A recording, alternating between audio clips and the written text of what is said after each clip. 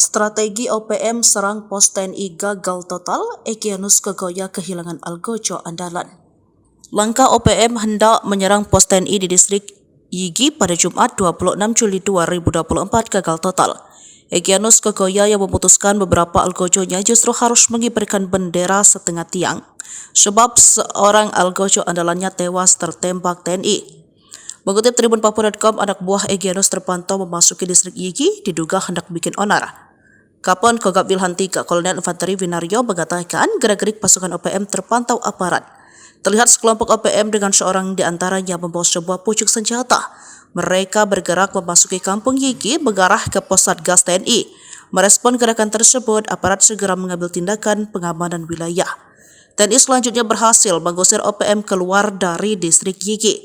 Hasil penindakan tersebut didapatkan satu orang OPM tewas ditembak dan 2 orang luka-luka. Ia mengatakan berdasarkan hasil investigasi, OPM yang tewas adalah Engabob, sedangkan identitas 2 orang luka-luka masih dalam pendalaman. Lanjutnya, pasca penyerangan, tokoh masyarakat telah mendatangi pos Satgas TNI agar OPM ditindak tegas aparat jika mengganggu keamanan. Tindakan tegas aparat melakukan pengamanan wilayah di Kampung Yigi guna menjaga stabilitas keamanan, tuturnya.